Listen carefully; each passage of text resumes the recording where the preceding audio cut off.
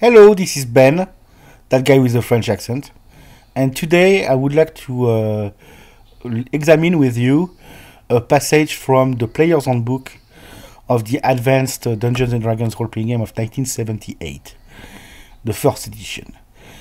The reason I would like to do this is because as the Player's Handbook of 5th edition, 4th, 3rd, it describes, of course, the classes, the races, all the character options, but also it contains some passages that are, well, fallen by the wayside or forgotten often.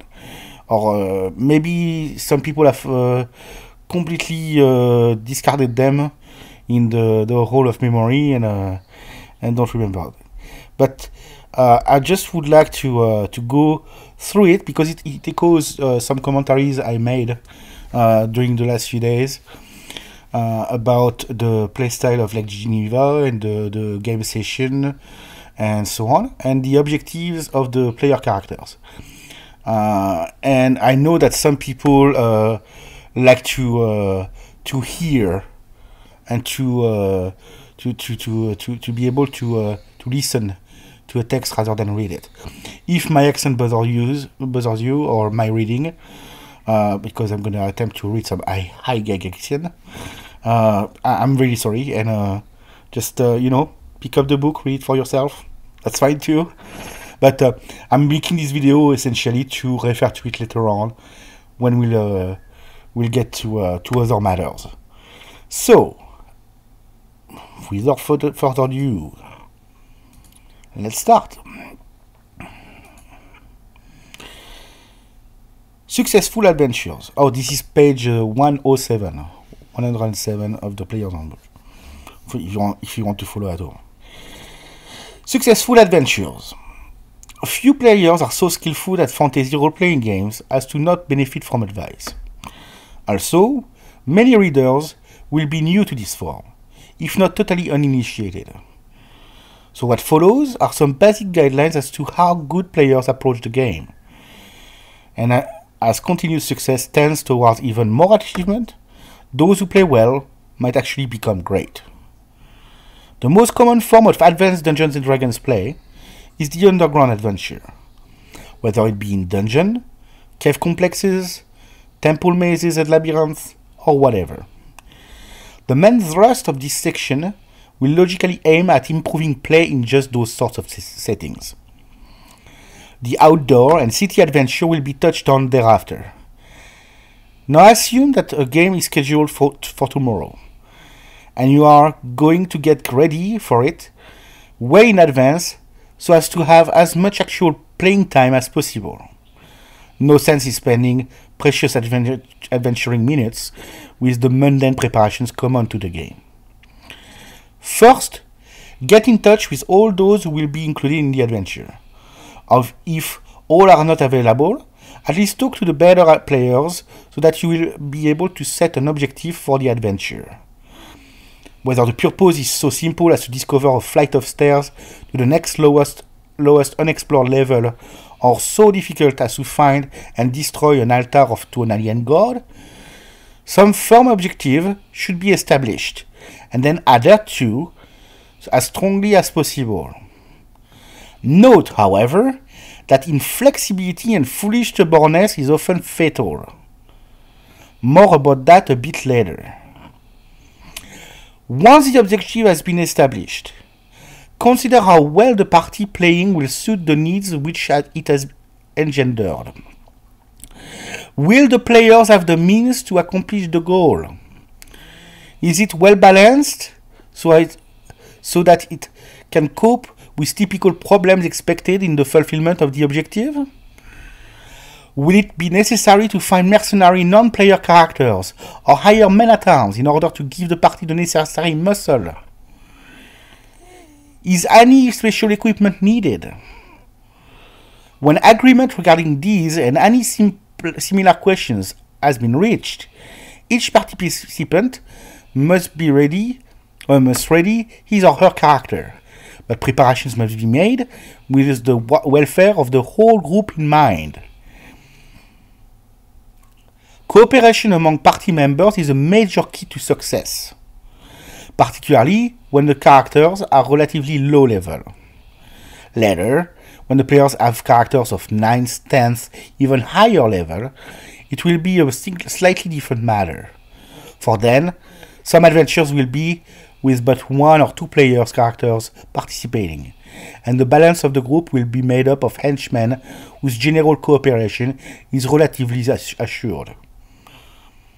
But to gain upper levels, it is essential that the characters survive, and survival at lower levels is usually dependent upon group action and team spirit. Cooperation must begin when the party prepares for the adventure, and continues through safe return to base, and division of spoils, including the special treatment required for any unfortunate characters cursed, diseased, maimed, or killed. So you see there the return to the base. Each character has a selection of equipment which he or she will carry on the adventure. Particulars should be given to the party if any equipment is possibly redundant, newly conceived, or of possible special use considering the established goal of the adventure. In like manner, spells must be selected in cooperation with other spellcasters in general, so that attack, defense, and assistance modes will be balanced properly and complement the strengths and weaknesses of the party as a whole. So the cooperation of magic users is not only possible but encouraged here. Characters must know each other's strengths and weaknesses, physical and mental, in order to meet the problem posed with the correct character or combination thereof. Does the group have sufficient equipment of the elementary sort to meet both expected and unexpected challenges? Ropes, spikes, poles, torches, oil, etc. Are we burdening ourselves with too much because of simple duplication? Too many torches. Everybody has a 10-foot pole, and so on. Do we have as broad a spectrum of spells as possible so as to be able to have a good chance against the unexpected, considering the objective and what it requires in spells? Is there some magic items with which one of the party members possesses that will be of special help or general assurance of survival in this adventure? All this should be done before play begins, for it is time-consuming, and the readying of a party can require several hours if there are more than 6 characters involved. So here we are really seeing like what I was talking about, the start of the game, when the planning is extensive.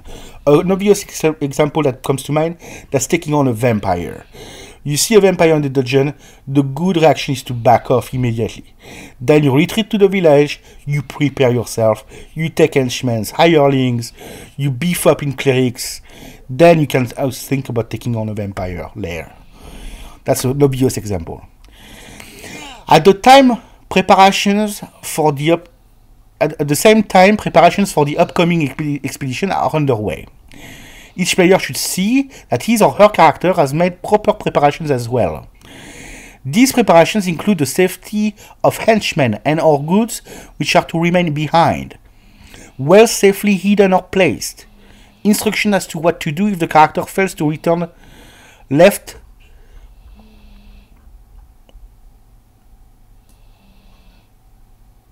with a trusted person, or a will of some sort written out, so that the DM will not balk at the arrangements made to assure the smooth transition of goods to the devoted relative of the defunct character if some sort of straits should ever come to pass. With everything just about all set up to go, a few more touches will be of great help. Assign formations to the group. Several formations for several circumstances. 10-foot wide corridor, 20-foot wide corridor, door opening, and any other formation which your party might commonly assume. It is always a wise idea to have the very short characters in the front rank, elves and dwarves to the flanks, and at least one sturdy fighter in the rear, if the party is of sufficient size. Draw these formations out on paper.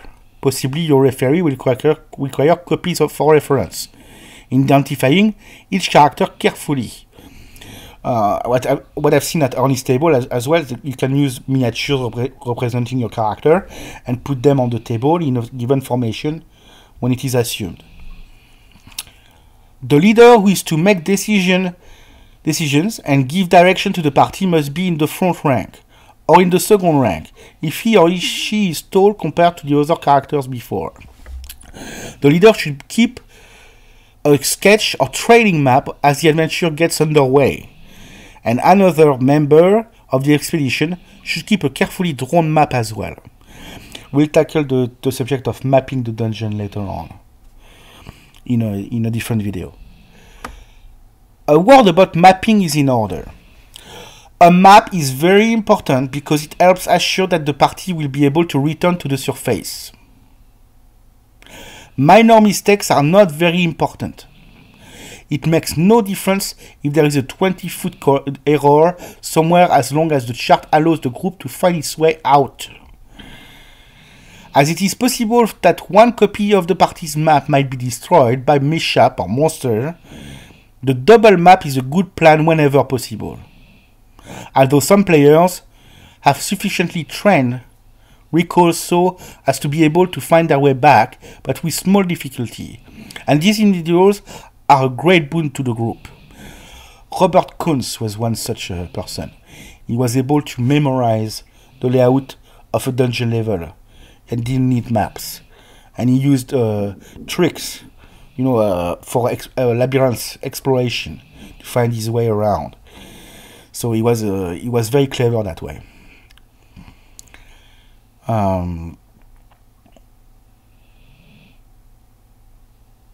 If pursuit prevents mapping, always go in a set escape pattern if possible. Left straight, right straight, etc. Such patterns are easy to reverse. In mazes, always follow one wall or the other, left or right. You will never get lost, and you will never get lost. If transported or otherwise lost, begin mapping on a fresh sheet of paper and check for familiar or similar places as you go along. Never become despondent. Fight until the very end.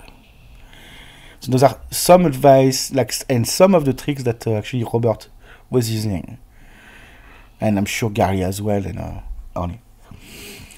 When everything is all set, it will take only very few minutes to organize the group for the adventures once time for actual play begins. Your referee will certainly appreciate this, for his or her enjoyment comes from adventuring, not from waiting for a party to get their act together. With your objective all set, it will also be a relatively quick trek to the jumping off area, as the expedition leader will be able to give clear and concise direction on how to get there to the DM. And that means there will be few monster dice, for the party is marching along quickly down known passages, not mapping or otherwise tarrying. This a caveat here is that there might be changes. Nature abhors vacuum. So in between sessions, especially if that takes a long time, there's a huge break, you'll be sure that in your dungeon, vacuums are going to be filled by new creatures, factions that take over, certain areas that have been emptied or cleaned up by the player characters, and so on. Avoid unnecessary encounters. This advice usually means the difference between success and failure when it is followed intelligently. Remember that most of the XP is gained by treasure here. Your party has an objective, and wandering monsters are something which stand between them and it. The easiest way to overcome such difficulties is to avoid the interposing or trailing creature if at all possible. Wandering monsters typically weaken the party, though use of equipment and spells against them. And they also weaken the group by inflicting damage. That's the talk of resources we had earlier. Very few are going to be helpful. Fewer still will have anything of value to the party. So they're just there to spend the resources of the party and make the objective that much more hard to reach. Run first and ask questions later. In the same vein, shun encounters with creatures found to be dwelling permanently in the dungeon, as far as you can tell, that is, unless such creatures are part of the set objective, or the monster stands between the group and the goal it has set out to obtain. Do not be sidetracked. A good referee will have many ways to distract an expedition, many things to draw attention, but ignore them if at all possible. There's a trickery and a game, a psychological game going on between the referee and the party exploring. The mappers must note all such things, and another expedition might be in order another day to investigate and destroy something or some monster, but always stay with what was planned if at all possible, and wait for another day to handle the other matters. So that's where we're getting back to the start of the game, deciding on an objective. So as you explore, you have future objectives. This is not to say that something hanging like a ripe fruit ready to be plucked must be bypassed, but be relatively certain that what appears to be the case actually is. Likewise, there are times when objectives must be abandoned. If the party becomes lost, the objective must immediately be changed to discovering the way out. If the group becomes low on vital equipment and spells, it should turn back. The same is true if wounds or dead members have seriously weakened the group's strength. The old statement about running away to fight another day holds true in this game. It is a wise rule to follow. On the other hand, if the party gains its set goal and it's still going strong, some other objectives can be established, and pursuit of them can then be followed.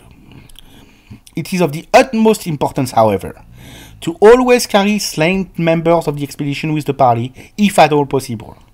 So even if but a lone character is lost, it is usually best to turn back and head for the surface.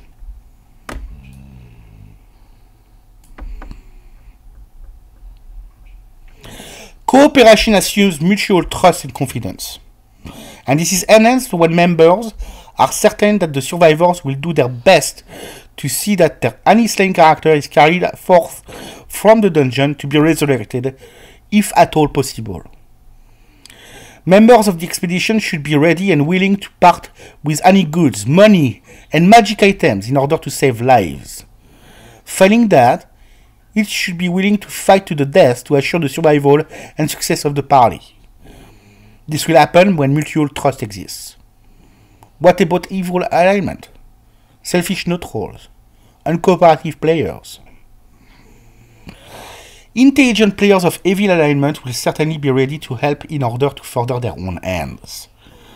This is not to say that they will be chummy with those of good alignment, but on a single expedition basis, it is possible to arrange situations where they are very likely to desire to be helpful in order to benefit themselves and their cause. This is how you play a good evil character in a party. By finding a way for the character to be both selfish and serving the group and the party cohesion in order to be selfish. Sorry. Generally, evil characters, particularly chaotic evil ones, are prone to be troublesome and hurtful to the party. They should accordingly be shunned when possible. Selfish neutrals are similar to evil characters, but their price is usually easier to meet, and it is therefore easier to integrate them into an expedition, which will depend on cooperation for success. The character of good alignment, who is basically uncooperative, effective as an evil and or selfish neutral would, is another matter. For such players usually join under the pretense of being helpful and willing to act in the best interest of the party. Undoubtedly, the best way to take care of such players is to expel them from the group as soon as circumstances permit. In other words, if you lie to the party about your character and you pretend to play a character and you play another one in reality, you're a bad player. You should be ejected from the game. Do this as often as is necessary to either change the player's mind about cooperation, or until he or she becomes tired of having their characters consigned to oblivion because of their attitude. So much for the underworld adventure. Most of what was said regarding successful expedition there also applies to outdoor and city adventures as well. Preparation and mutual aid are keys to these sorts of adventures also. It is not usually possible to return to home base in the wilderness, but a place of refuge can be found and used in order to rebuild the party's strength. The party should avoid confrontations with monsters which are obviously superior and always seek to engage monsters at an advantage. City adventures are the toughest of all, for they are more difficult to plan and prepare for. Yet, with care and a careful adherence to cooperative principles, they can be successfully handled with the guidelines stated above. Setting out with an objective in mind, having sufficient force to gain it, and not drawing undue attention to the party in the course of accomplishing the goal should serve to bring such adventures to successful conclusion. Superior play makes the game more enjoyable for all participants, DM and players alike. It allows more actual play time. It makes play more interesting. The DM will have to respond to superior play by extending himself or herself to pose bigger and better problems for the party to solve. This in turn means more enjoyment for the players. Successful play means long-lived characters, characters who will steadily, if not rapidly, gain levels. You will find that such characters become like old friends. They become almost real. Characters with stories related about their exploits, be they cleverly wrought gains or narrow escapes, bring a sense of pride and accomplishments to their players. And each new success adds to the luster and fame thus engendered. The DM will likewise revel in the telling of such exploits, just as surely as he or she will not enjoy stories which constantly relate the poor play of his or her group. Some characters will meet their doom. Some will eventually retire in favor of a new character of a different class and or alignment.